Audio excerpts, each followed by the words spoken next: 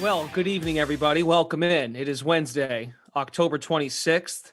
It doesn't feel right to be here on a Wednesday, I must admit. Normally, this is Emerson's slot. And he was nice enough to trade slots with yours truly due to a scheduling conflict. So no golf guru thing, whatever that's supposed to be. Plus, Reed's not here. But anyway, we got two great guys joining me today. Colin Sherwin is here. Colin does great work for us covering golf, college football for DK Nation. He'll be here for the first 10, 15 minutes of the show. And you all know who Jeff is. You can talk about anything. Jeff could talk about paint drying on a wall. I mean, Jeff can really do anything for us here. Give me the minus 10,000 for paint to not dry fast. So, yeah, Jeff's really good at what he does. And second coat over primer. Second coat over primer. Yeah. Anything we ask of Jeff, he can do really well. Or at least at the minimum above average. Or at least, okay. Yeah, so that's good. We've got the Butterfield Bermuda Championship in the PGA Tour going down this weekend. And I want to get some thoughts from Colin first, then we'll get some thoughts from Jeff. But Colin, how do you look at the field and how this event might shake out this weekend? It doesn't have the appeal as far as big names, but there's always opportunities if you want to get involved on the PGA front from a showdown perspective or from a DraftKings perspective and also on the sportsbook. We can go either direction you'd like. So for me, I usually try to lean into the sports book, especially on golf. I think there's just seems to be a little bit more opportunity there. But as Jeff and I have noted this week, this is bad, man. Like, this is real bad. Like, there is not a lot going on here. You could be a pretty casual golf fan and probably recognize, 1/3 of this field or less. And that's not usually great for trying to predict some handicapping. Denny McCarthy, who is the top of the leaderboard, is the only player in the OWGR top 50 right now. So this is just a lot of guys that are trying to find a way to possibly, scoop up some FedEx Cup points, make a few dollars. If you're a player that was on the Korn Ferry Tour last year, this is a good event for you because you're going to be exempt right through, no matter what version of the Korn Ferry you qualified through, whether that is as one of the top 50 or not, you're probably going to go ahead and get through here. So it's a wide open event, very short track, just about 6,800, 6,900 yards. So this is going to favor the putters. And so guys with good shorts games are who we should be looking at this week. I think Jeff and I have both established that for this week, going down the board and firing at a couple names is fine, especially if you're staying away from the top of the board. But the in-game betting this week, I think, is going to be huge. There's not a ton of data on some of these guys. They've had some time off. So people that have, either improved or, gone the wrong way with their game, you should be able to recognize that after a couple of rounds. I think I'll be firing on this a lot more after one round, after two rounds than I am pre-flop. It just seems like a really tough spot. Not a lot of players here that you're going to know. But again, the prop bet that Jeff and I were looking at earlier this week, which is the Bermuda tourism minister who is playing in this event as a full exempt player versus John Daly, who also somehow got into this event at the age of what's John Daly, 60 something at this point? It looks like Santa Claus out there. So these are some of the guys that are in this one. It's a tough field and it's really tough to handicap. But if you're going to watch this event, I think there's going to be a lot of opportunity to make some money. Okay, Jeff, as you noted, Jeff has a write-up on dknation.draftkings.com, the playbook. He breaks down the event, but also it's his cheat sheet, but pretty much dives into everything. It's the third year in a row, Jeff. They're playing at Port Royal GC. Colin kind of hit on this a moment ago, like short players, shorter games. That's what I had to say, short players. Short games, putters can get hot, but what else, based on your cheat sheet, you feel stands out to you? Hey, shorter players might have an advantage, man. I mean, it's windy out there. We're closer to the ground as short people, but it's true. Yeah, no, this fourth year actually at Bermuda Championships at the same place, Port Royal Golf Course. But look, as we talked about this morning, like there's a weather system going through Bermuda right now. It's going to be wind. There's going to be rain. Probably going to be stoppages. It's just going to create a hectic event. In a lot of ways, this is going to be fun to watch because I think there's going to be some random names up there, and there's going to be some players who you just didn't expect to be up there, whatever. But you've got to take a sensible approach to it where you target a couple names up top, you leave yourself some bullets to make some moves during the game, during the tournament, because you can't you can't expect yourself to predict like if it's going to be Austin Cook making a run, if it's going to be Matthias Schwab. It could be any of these players because they're all about the same level of play. They just, some of them, you know, like, and a lot of these guys just haven't made a cut for a while or something, but there's really not much talent difference between a lot of the players in the field. Some of them are just priced up and some of them are just, you know, like I said, they haven't been doing much, but a lot of these guys coming off rest too.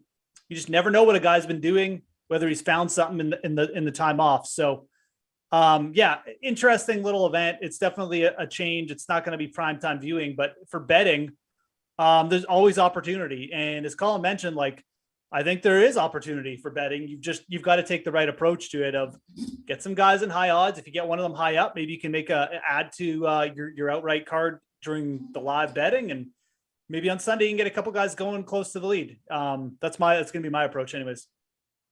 Is this a live betting situation as well, Colin? Or do you feel as if you got to kind of pick the value now before you lose out, like Jeff just alluded to?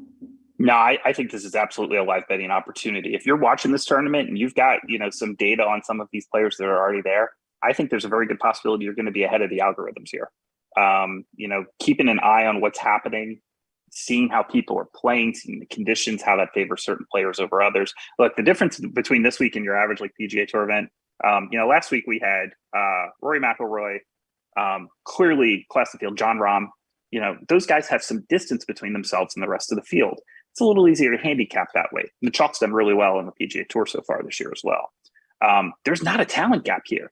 You know, you take those like top 5-10 guys in the world in golf, and the rest, you know, between there's some tiers, but it's like going to be a tier between like 10 and 30, and then a tier from like 31 to like 90, 95, and then from like 100 to 250, 300. It's a lot of the guys that just sort of like who gets warm, you know what I mean? Who rolls in a few putts, who gets a little bit lucky. This is a tournament of like all of those guys that are in the middle. So just sort of see who's playing well, who sets up well for a course.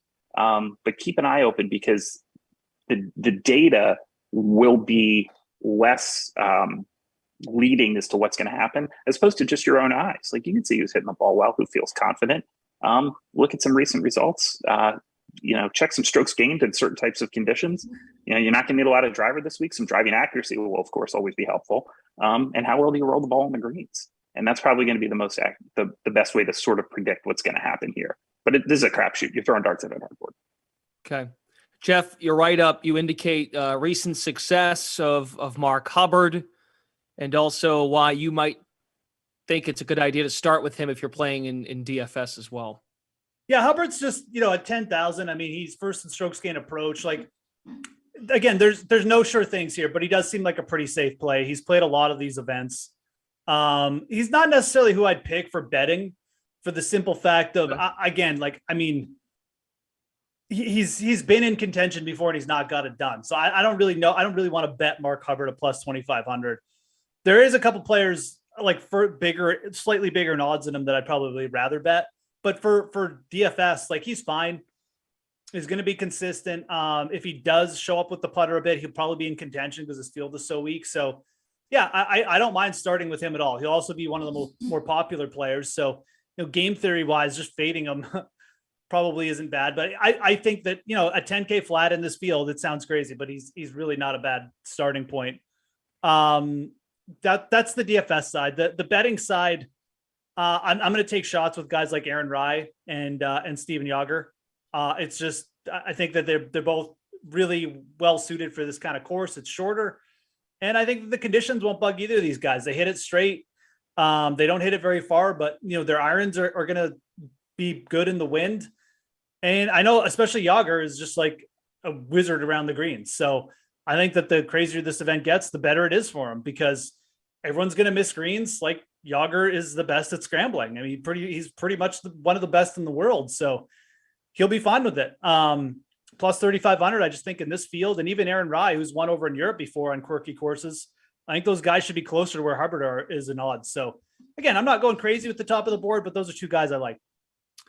Colin, before we let you go, any final thoughts? Some plays you want to get out before we let you go? You got to unmute yourself. Muted. There you Sorry, go. boys. Yeah, this one's tough. This one's just a real challenge this week. Of all the PGA events that you'll see all season, this is probably the one with the least amount of handicap ability. But I think there's also a tremendous amount of value for those that are paying close attention. You're going to have some opportunities out here, but you're watching the tournament, I think, is going to be a big part of that. So keep an eye on that. I do like Jeff's picks, especially Aaron Rai. I do think that that's a guy who can be in the mix here. As you know, he'll play well around the greens, and that's kind of what you need. Also, he won't miss fairways, and that's something that you really do need this week. Is you need a guy who does not miss a lot of fairways, especially with that wind kicking up. We did do a weather report on DK Nation, so make sure you check that out as well. We put that out there every week. We try and get you as much information as we possibly can, so that you know what's happening. Also, keep in mind this week, 132 players.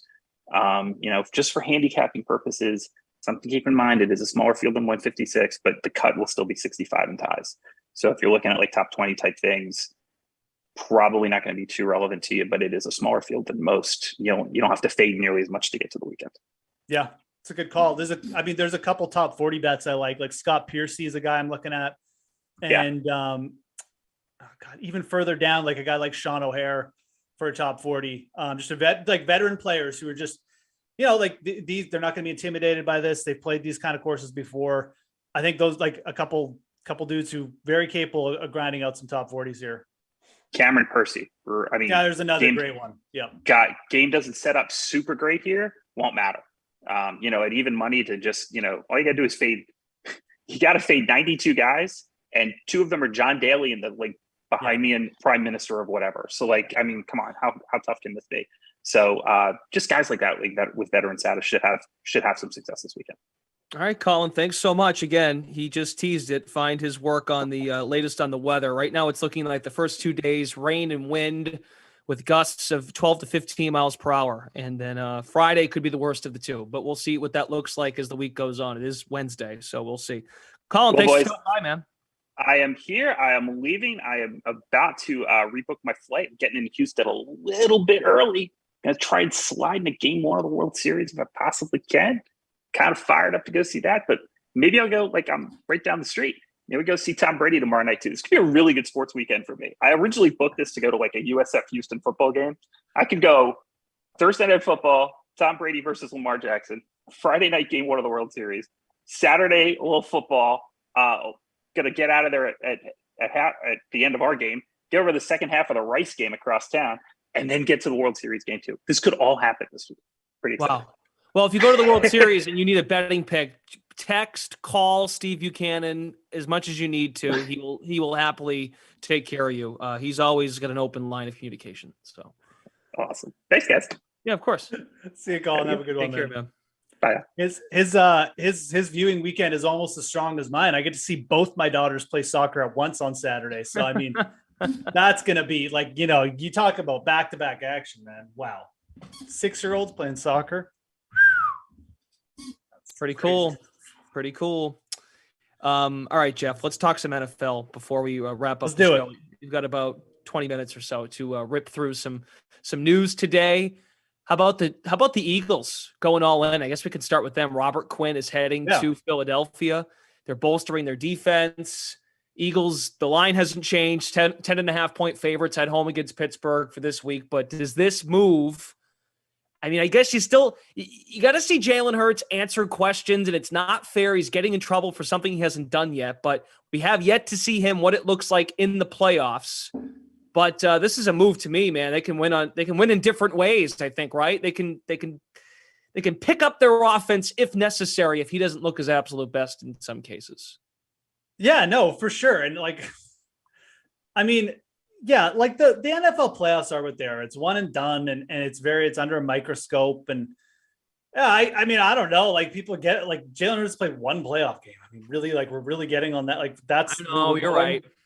That's where we're going with this. It's a little ridiculous. Jalen Hurts probably going to be around for a few years here too. Anyways, let's get to this. This move makes a ton of sense. It's pass rushers do make a lot of difference in the NFL. That is legitimately a guy like Robert Quinn. I think he had 18 sacks last year. He's off to a good start again this year. He's up there a bit in age. So But like as an all-in kind of move, like this is a guy who can make a bit of a difference. This is what the Rams did last year. They went after Von Miller, a guy who with one play can switch a game for you. So yeah, you brought up a good point. Like, what if Jalen Hurts doesn't play well? Well, a guy like Robert Quinn could switch the tables and make up for that. So it's a completely sensible move. They didn't give up that much. They had too many draft picks anyways. Like they're not like San Francisco and the LA who are trading away like 2026 picks. It's a team that basically still has a full complement of draft picks last year. Of course you go all in and you try and get a difference maker.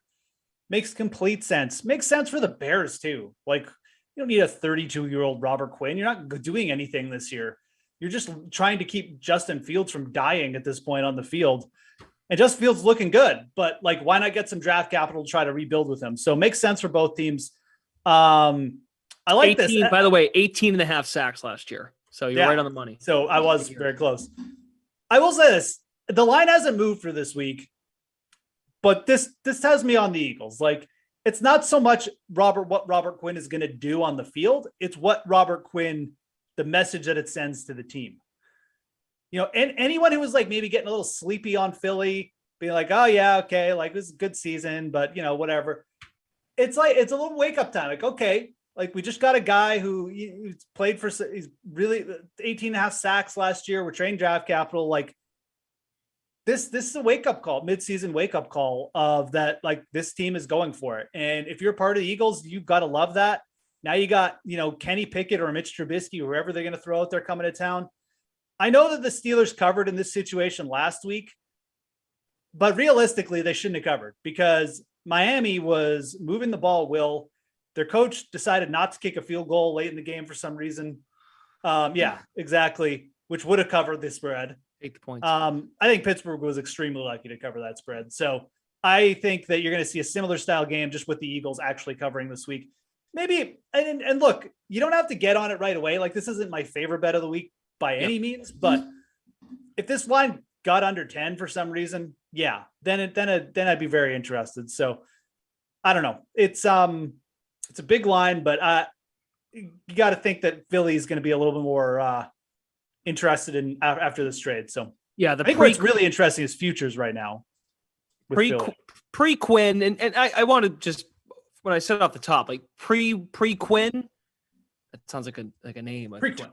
Something pre-Quinn, their DVOA is number 2 in the NFL, and it still is before he plays. I also would like to add before we get to futures, this to me, and I'm almost taking the L on thinking this way. Like I thought last week when the Niners got McCaffrey, they spent time putting together that package. Didn't go down until Thursday. Today's Wednesday, but knowing your head coach is offensive oriented, when you spend so much time trying to work in a running back into your scheme against a really good offensive team like Kansas City, I was like, oh, they're going to be fired up for McCaffrey. But then I'm like, oh, wait, they might almost be trying too hard to get McCaffrey comfortable that the rest of the team wasn't coached up all that well. Whereas this to me feels like you're really good on the edge. We're going to just plop you in and you're going to follow along what we do. Does that make sense? Like, I feel like it's less complicated for a defensive pass rusher to fit in to a scheme and then take care of his snaps based on learning stuff.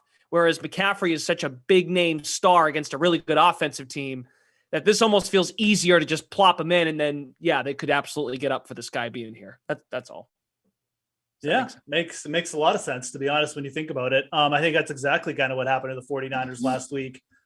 There was a lot of hoopla over getting McCaffrey there, and it's kind of like the rest of the team just thought that they were just going to go and steamroll them or something because they had this offense. I don't know. Yeah, again, like I come back to this week and it's not my favorite bet, but I do think you'll see a different reaction, as you kind of alluded to with Philly, than you saw with San Francisco. It's also a lot different matchup. Like they're off not playing off a bye. Yeah. They're not playing, the Chiefs, who legitimately might be like the second best team in the NFL. Chiefs off a loss too. For sure. So, Okay, I got the futures out. What do you like? What do you want to talk about? Yeah. I mean, the Eagles are, I guess even with Quinn, like they're pretty much to a point where I don't know if you call them unbettable, but like it's it's hard to find value in them in any market. So I almost like the Eagles are just a team. Schedule. They're scheduled the rest of the way. I know, like you're not going to find value really at all. As I think the point. And I think this is kind of the point that I was going to get to. Like, I actually think it's kind of fine to take the Eagles a plus 500 to win the Super Bowl, because I don't think there's going to become a point where they drop much down below this. Like, maybe we'll get a piece of like plus 600. Maybe we get it. And I think you're kind of just fading injury. And unless it's a major injury, like, I don't know if you're going to get them at like bigger than plus 650. You need them to lose 2 games in a row. You need one of like Tampa or San Francisco to reel off like 5 wins at this point. I think like it's asking a lot. So, and that schedule, I don't see it happening now, especially with Robert Quinn there. So I kind of feel like if you've got some kind of future bet, like, I don't know, like hedging with the Eagles is fine, or just making an investment on the Eagles here and maybe trying to hedge on another team, if like with San Francisco or something, or like even down worse, like the Packers a plus 3,000 sprinkling there. I don't know. Like, I'm trying to theorize here, but I really don't hate this number. Like, I just don't think it's going to get much bigger because of their schedule. So it's just kind of where they are. I mean, if you're not a believer, obviously don't take it. But I mean, I was a believer before and got some action on them at plus 2,200, but even now, I mean, who's going to rise up and just, and be so good in the NFC that like the Eagles are going to be like underdogs or something. Like, I love this. I think it feels like pretty good price that is probably going to be a good price even come the end of the season. So obviously it's football and injuries, but yeah, it's a great point. So they're 6-0, as folks know. Their next 4, their next 4 are all 3 of the 4 games are against a first or second year quarterback. Okay. Now, realize Jalen Hurts is in that camp as well, but he's a lot more talented. His skill pieces around him. Pittsburgh at Houston, Washington on Monday night, at Indy with Ellinger now at quarterback.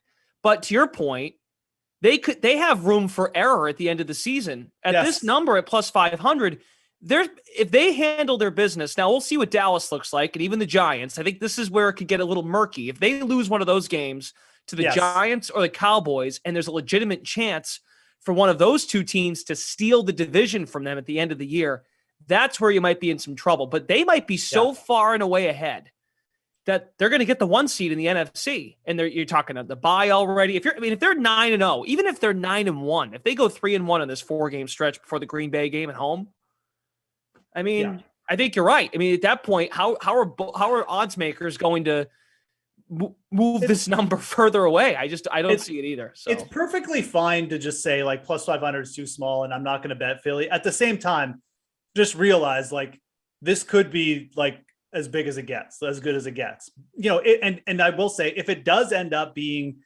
where the Giants or the Cowboys do kind of get them in a spot, or maybe like it just gets close and the odds do drop, like I would be fully on jumping them on as long as there's no major injuries that happen.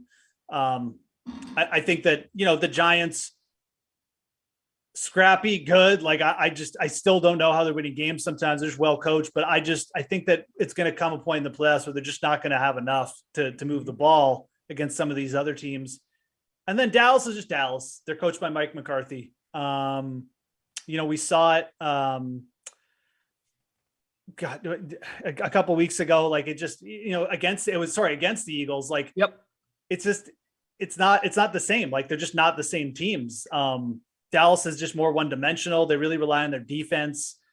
I just don't think that they're going to be saved necessarily by their quarterback or anything like that, or their offense, which has just looked kind of like flimsy at times this year. So fair enough. That could change. We're only halfway through. I mean, Dallas could certainly improve, and maybe the Giants get some receivers in there or something. But yeah, for right now, I think like Philly's the class of division, regardless of how the wins go the rest of the year. Yeah, and like again, going back to the schedule, looking at all 3 of those teams, Dallas, New York Giants, and Philly, it's not even close. Like Philly's got an easier schedule than all 3. Cowboys have the Bears next, but then they go to Green Bay. They have a bye. Then they go to Green Bay, to Minnesota. Yeah. And the Giants, I think the Giants, this is a big game this weekend against Seattle. Like this is going to be a fun game to watch. Geno against Daniel Jones. No one saw that one coming. That's going to be a fun game to watch. I mean, everyone was probably saying, "Oh, this is going to be the worst game of the year" at the start. Now it's like legitimately, we're talking about. I mean, Geno Smith, potential like top 5 quarterback. I mean, the Giants like going for like 7-1. Like it's crazy. I mean, but yeah, I mean that game is, from a betting standpoint, it's pretty interesting. I mean, we're basically just calling teams even. 3 points either side. I would imagine that's really just home field, right, for Seattle. Yeah, But if this was like, a neutral field, is this like a pick 'em? I mean, is it? What do you think? Yeah, that's basically what the odds are telling us. So, I mean, right now, like, I'm just gonna see where the bets are coming in here, quickly, because I know, like, I wanted to look up this game earlier today, but I kind of lost for time, and then obviously we got the Thursday nighter coming up. But I mean, Seattle at home here, like. I mean, I could understand just taking the points. Like at this point with the Giants, like, I mean, they proved me wrong last week. I thought Jacksonville would get them. I really thought that would be it. But I'm prone to trying my hand one more time here. I think that Kenneth Walker is going to be able to just move the ball. The Seahawks defense, for all the kind of how bad it looked at points early in the year, it's been okay the last couple weeks. Their corners are starting to pick up a little bit, and like. Saquon could run all over this team, and Brian Dable could coach this team up again to just make a surprise win on the road. But Eastern Conference team going west. I've talked about the Giants' travel schedule yet. It hasn't caught up with them yet, but like this feels like, again, and I said this last week, it's basically everything I said about the Giants last week, and it was wrong. But I'm gonna say it again. The Giants feel like this is just the spot where it's a letdown, and the Seahawks, a lot of momentum. Everything's good. Maybe like the talk gets to the Seahawks this week and they're in first and it just gets their heads, but I don't think so, man. I think that stadium is going to be it's going to be like prime Seahawks, like back in like 2014 when it was legitimately the 12th man. This team is the momentum's building. And I think that this could just be the crescendo where the Giants just run into like the wave here and they may even get smoked, and it wouldn't shock me. So I'm on Seattle early here. There's not a ton of money on either way, a little bit more on Seattle. Yeah, obviously you want the 2.5 if it comes down, but that's my early lean. We'll see. Maybe this is going to go too much to the Seahawks heads, but I'm going to take Seattle. Valid points. And I think we always talk about coming off the bye. Well, the bye is next for the Giants. So look at it. Yep. Absolutely. I don't know. Like, I think you highlighted this maybe last week when we chatted. Like you're in London, then you go to New York, then you go to Florida, now you go to Seattle. Like, that's a lot. That is a lot. And again, like I was wrong. Like I thought the Giants, and the thing about that Jacksonville game, like everything that I thought was going to happen happened for the first half. But Jacksonville just stopped moving the ball. They started allowing Daniel Jones to get outside the pocket, and that game flipped. I think a couple things. I think Geno is a far better quarterback than Trevor Lawrence right now. And I don't think that he's going to, and I think Kenneth Walker will, like, I don't think that they're going to have trouble moving the ball. And I think that with them being in Seattle, with their defense playing a bit better, I think that Pete Carroll will probably dial up something to be able to just hold the Giants off a little bit from doing what they did last week. So it's definitely one of probably the most interesting game on the slate, for sure. Let's discuss Tampa and Baltimore. We'll look ahead to tomorrow night's game. It's an interesting one too. Yeah, you'll be on the sweat, I would imagine, tomorrow, so you'll have showdown picks, and you'll get into the more nitty gritty of this. But it is worth noting that the line has continued to shift on this game. The look ahead was Tampa was a 3-point favorite, I think, before they played Carolina and before Baltimore played their game. And as of Sunday night, after what Tampa looked like, the Bucs were an underdog. They were an underdog in this game. Brady, Thursday Night Football at home. But now the line's flipped again, and I think you hit the nail on the head as of this afternoon, the latest injury report from the Ravens. Mark Andrews is questionable to play. Some other receivers that are in there as well. I think Bateman was on that list as well. I'll pull it up here in a second. But now Tampa's a favorite. So the shift continues. What's your read on this game as it will kick off tomorrow night for Week 8? Yeah, no, I mean, big shift. I mean, this morning, I got on Tampa on the money line. I would still go there, quite frankly. This line, obviously, it's moved from +1.5 now to -1 for Tampa. But I mean, -115, I just think that all the money was coming in on Baltimore. And I think you'll see a bit of a shift now, potentially if Andrews does sit, but like this line would have to get up to like minus -2 or something, or -2.5 for me to kind of get off the Bucks. The Bucks still have a good defense. Like they're a proud team. And there's not like, it's just small things. Like the O-line is definitely an issue for Brady, and he's got to get rid of the ball quick, but at the same time, like he's good at doing that. Like he's good at getting rid of the ball quick. He just hasn't really had the help, and I think that they'll figure it out. Mike Evans doesn't drop that early touchdown pass last week, and that game could just have flipped. I mean, so yeah, I'm not huge on the Ravens either. Like everyone, it keeps waiting for the Ravens to like turn into this dominant team or suggest that they're like the best value. I just don't really see it with them. I think that guys like Cade Otton are going to be able to get open down the middle. Mm-hmm. I think that this is kind of a bad match for the corners of Baltimore as well versus Godwin, who admittedly hasn't looked great since coming back injury, but I think that he's working his way back.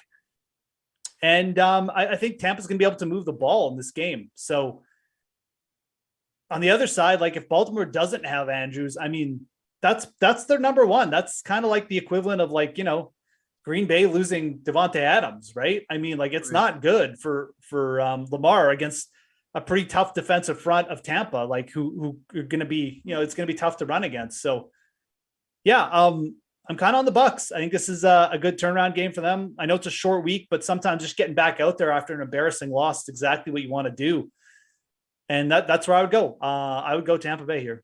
Maybe, the other angle too, to maybe hedge the game altogether, is you take Baltimore in the first half, because the Bucks have not proven yet this season. They have not scored a touchdown in the first quarter. They've trailed in 5 of their 7 games after the first half. Lamar, it's really you flip the coin. Ravens play well in the first half, can't close games.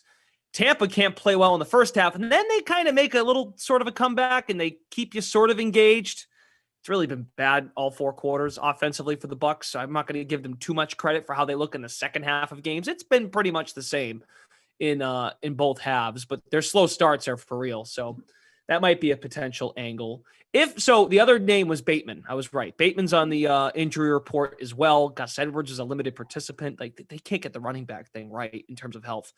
No Campbell, Peters, and Humphrey, both questionable. We've been on those guys all year. Their secondary's banged up.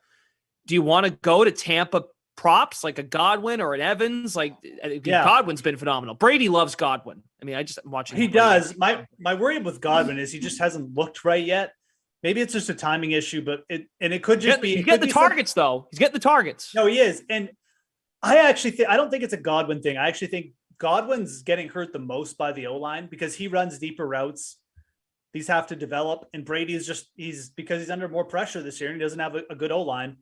It's causing him to get rid of the ball quicker, which isn't good because he's less accurate. So I think that's actually part of the problem with Godwin. I do like Cade Otton here. I like Cade Otton for a touchdown, actually, plus 295. One thing that Baltimore is really not good at, and you mentioned the corners here, so this could be a spot for Godwin to finally break out, but like they don't cover the middle of the field well. Their linebackers, Patrick Queen's terrible at that. Safeties aren't good in coverage either.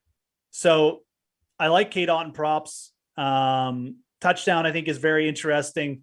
Just looking at his receiving props, 29.5, I think, is way too low. We're not getting a reception prop on him. And then, yeah, like is that what Thursday Night Football has become now? We just find the second string tight end and we take his. Well, he's not really second string anymore, though. Not anymore, but I know because I know what you mean. Juwan Johnson last week. I don't know. I'm giving you a hard time, but it's true. It's a very good point. Juwan Johnson coming through on Thursday night. But I do like him. And then like for the Ravens, we still have Mark Andrews props up. Yeah.